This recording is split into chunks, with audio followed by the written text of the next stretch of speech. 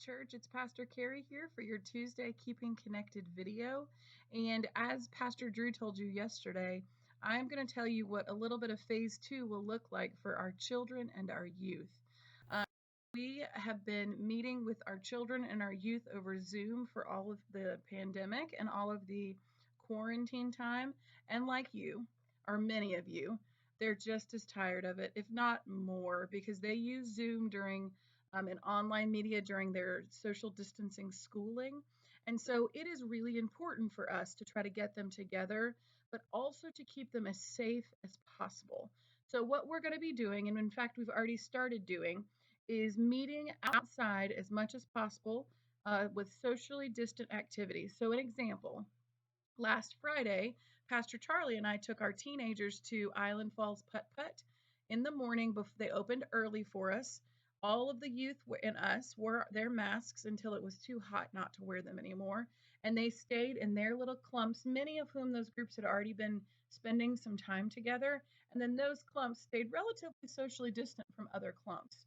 I was so proud of our teenagers because they did a really good job adhering to the guidelines. Just today, we got approval from the conference to continue doing more of those activities, to meet with them as often as we can. And so I am working on a schedule of youth activities that we can do outside with our masks on and socially distant to keep them connected to each other. The children are a little bit more tricky because it is almost impossible to keep children socially distant. But I'm going to put my head together with some of the other parents in our program and we will come up with some options. If you have any ideas, I would love to hear them. We can't do this alone. We need to find ways to get together. But the most important thing we're going to do soon is our virtual VBS, which you heard me talk about last week.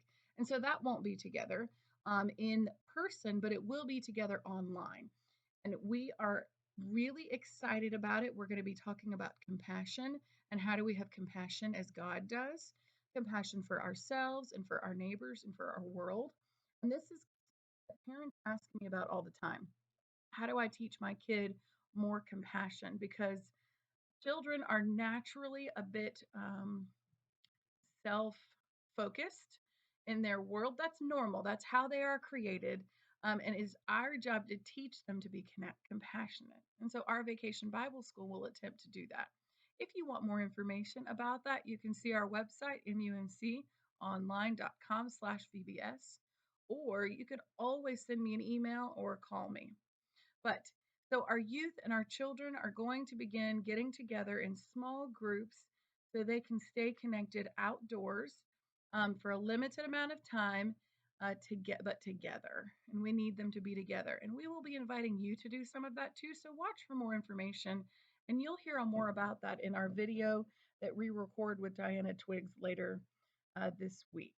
The other thing I wanted to update you on is our youth director search. So behind the scenes of this pandemic, we have been continuing on with our youth director search. We paused it for a little while we were all figuring out what was happening.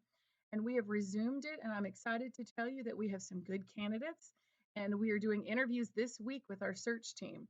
And so you will hear more from us about this soon. So please be in prayer for Pastor Charlie and myself and our search team and our candidates as we seek to find the person that God is sending us. That's all that I have about children and youth right now. Please keep us all in your prayers. Continue to stay connected and look for more information. Thanks, everybody. Bye.